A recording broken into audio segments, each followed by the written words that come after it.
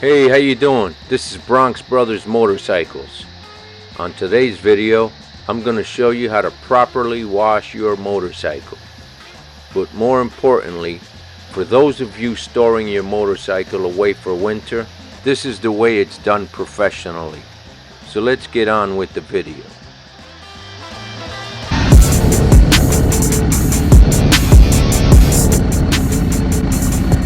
So I've made a few videos on how I wash my bike, but I think it's important to go over it again for those of you who are new here.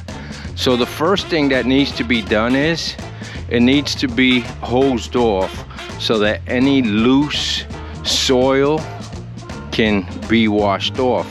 After that, I'm gonna foam it with the foam cannon. That will encapsulate all the dirt, and then when I hose it off again, it'll remove a lot of the secondary heavy dirt. Thirdly, I will then wash it. And when I wash it, I use 2 buckets. One with soap and the other one to rinse my towel before I go back into the soap. And some of you may think that that's excessive and not needed. The other thing I do is I have a detail brush, and I get all the nooks and crannies with that detail brush. I have it on a lift here, on a jack. And what that allows me to do is, one, get underneath so the bike is not leaning. And secondly, it allows me to spin the wheels so that I can clean the entire wheel.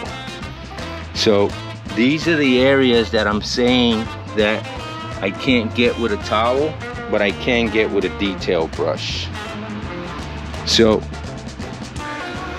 I'm a professional at this, at detailing a motorcycle. The thing is to try to get it done as soon as possible. If you have a filter sock or whatever you call this piece right here, so that your filter doesn't get wet, go ahead and use it. I try not to hose that area specifically. I'll get around it here and there.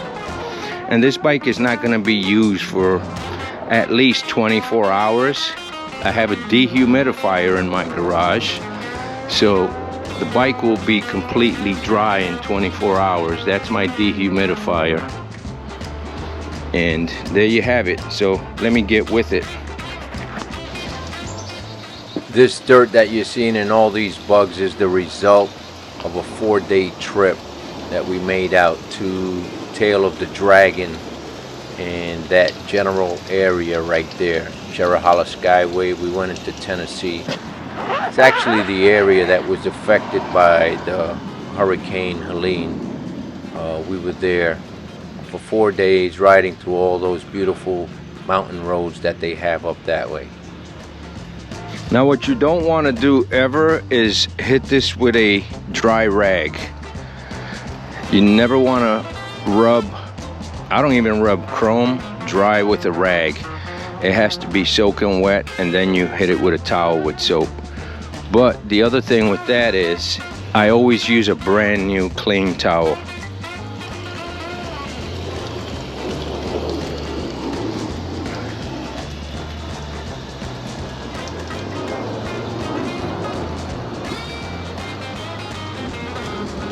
Now in Harley-Davidson and all motorcycle manufacturers, they manufacture these bikes.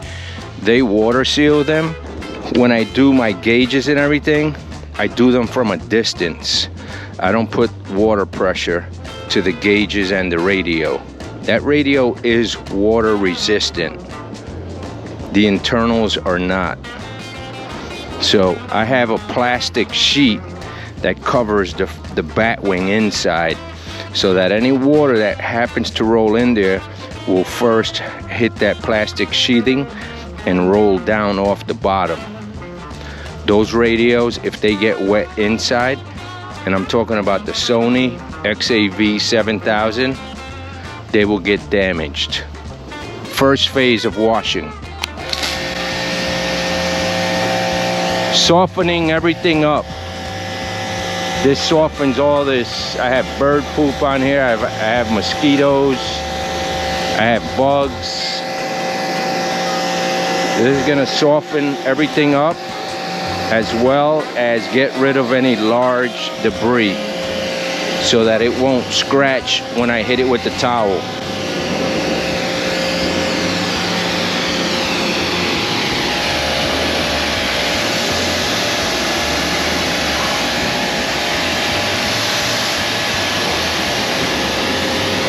I don't wet the seat.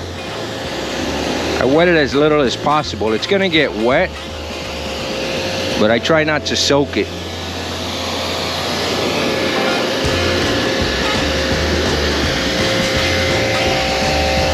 Again, just softening up the dirt.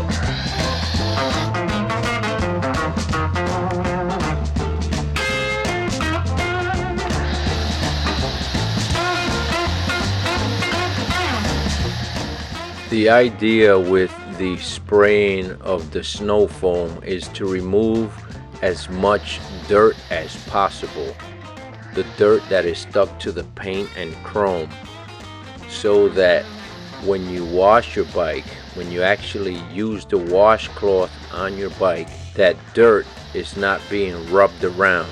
That dirt is what causes micro abrasions, micro scratches, which leaves your paint less shiny, and the difference between an old bike and a new bike. So the more dirt we can remove by this process, by these two processes, is dirt that will not be rubbed when you are using your washcloth. So that is the benefit of this time-consuming work that's being done here.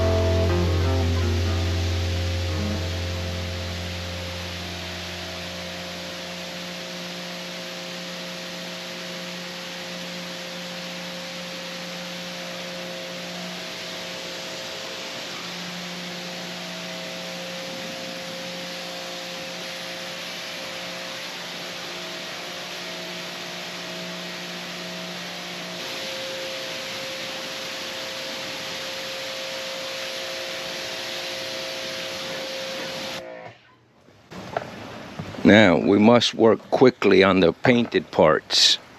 That is why I have my soap and towel ready.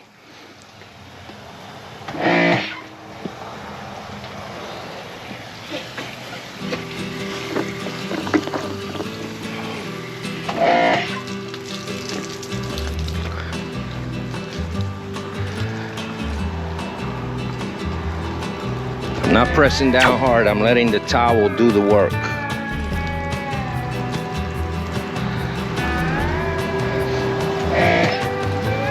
The other thing is, when I wash this bike, I always do the same motion. I go side to side. I never go in circles. That creates starburst.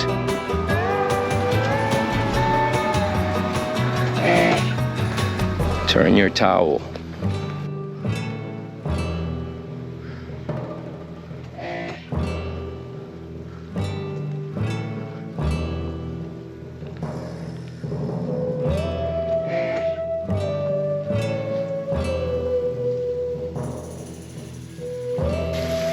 Rinse it into clear water. Wring it out. Put it in the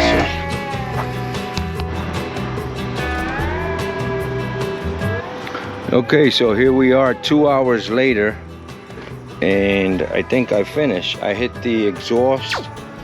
It had a few sneaker marks from my last ride, which was a 4-day trip.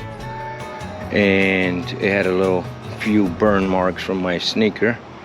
You can still see a little bit of it, but most of it is gone. And everything else is clean. I just have to dry off the back wheel, which you could probably see from here. I hit it with the electric blower I have here.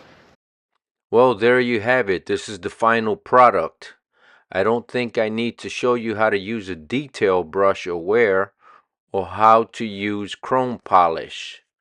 What I will say is make sure that you dry it off before you get all those water spots. Don't put any dressing on the tires or seat. You don't want to do that. You'll be slipping and sliding everywhere. For those of you that use wax, feel free to put a coat of wax on it. I personally don't care for it.